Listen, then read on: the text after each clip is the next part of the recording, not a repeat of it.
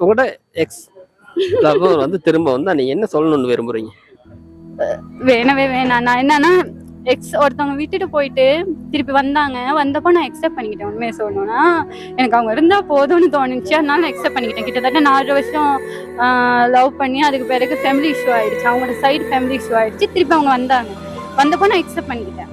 எந்த எதிர்பார்ப்புமே இல்லாம அவங்க திருப்பி வந்தப்போ அக்செப்ட் பண்ணிக்கிட்டேன். அக்செப்ட் பண்ணிட்டு தான் யோசிச்சேன், நான் பண்ணலே பெரிய பிழை அதுதான். ஏன்னா அதுக்கு முன்னுக்குள்ள அந்த ஒரு ஈடுபாடு அவங்களுக்குமே இருக்காது, நம்மளுக்குமே இருக்காது.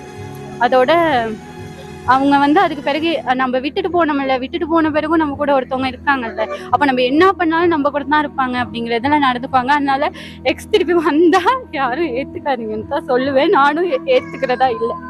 ஃபீல் பண்ணிருக்கீங்களா? ஃபீல் பண்ணியிருக்கேன். நான் நிறைய ஃபீல் பண்ணியிருக்கேன். இந்த வேட்டை சொல்லி ஃபீல் பண்ணியிருக்கேன். இன்னமும் உண்மையை சொன்னா இன்னமும் ஃபீல் பண்ணிட்டு இருக்கேன். என் லைஃப்ல ஒரு நல்ல லவ்வை பார்க்கல. அந்த ஏஜையும் நான் தொலைச்சிட்டேன். இனி வெட்டிங் பண்ணிக்க போறவங்கள சரி நான் ஒரு அந்த மாதிரி நல்ல பாசமான ஒருத்தவங்களா இருக்கணும்னு ஆசைப்படுறேன். என்ன விஷயத்த சொல்லுவீங்க அவர்கிட்ட? யாருக்குன்னா உங்களோட எக்ஸ் எதுவும் இல்லைண்ணா, நல்லா இருக்கட்டும். அவங்க வந்து நான் நினைக்கிறேன் அது நானா இருக்கும், அந்த இடத்துல நானா இருக்கவும் மட்டும்தான் அப்படி நடந்துட்டாங்க. அந்த இடத்துல இன்னொருத்தவங்க அவங்களுக்கும் எக்ஸ் இருந்தாங்க. முதல்ல அவங்களோட செகண்ட் லவ்னா.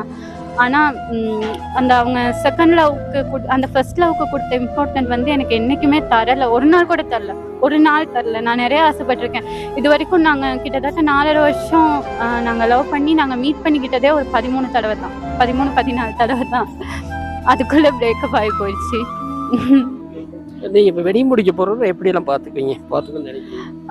அதாவது அண்ணா இந்த எக்ஸ்போய்க்கு வந்து நான் நிறைய லவ் தந்திருக்கேன். உண்மையை சொல்லணும்னா நான் அதை விட அப்படி தந்துட்டா இவங்க இப்படி இன்னொருத்தவங்களுக்கு கொடுக்க கூடாதுன்னு இல்லை. நான் அங்க என்ன ஆசைப்பட்டேனோ நான் அதெல்லாம் இங்க கொடுக்கணும்னு நினைக்கிறேன். நல்லா பார்த்துப்பேன்.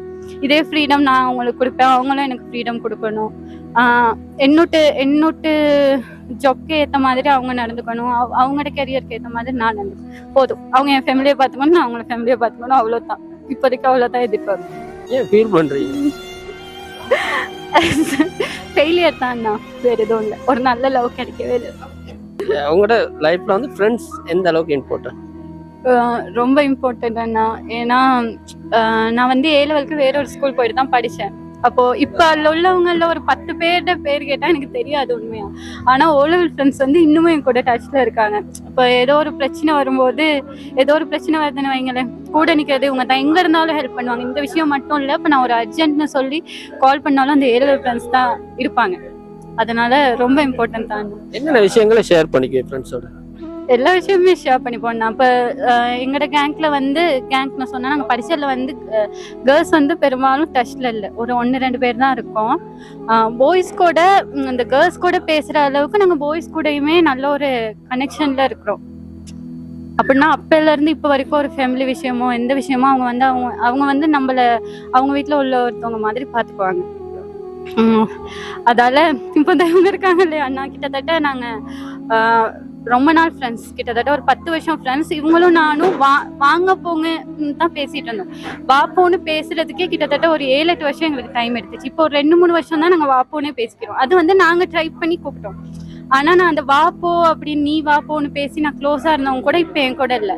ஆனா வாங்க போங்கன்னு பேசிட்டு வாப்போன்னு கூப்பிட கஷ்டப்பட்டேன். நாங்க தான் பொண்ணா இருக்கோம், கூடவே இருப்போம்னு நினைக்கிறேன் லாஸ்ட் வரைக்கும்.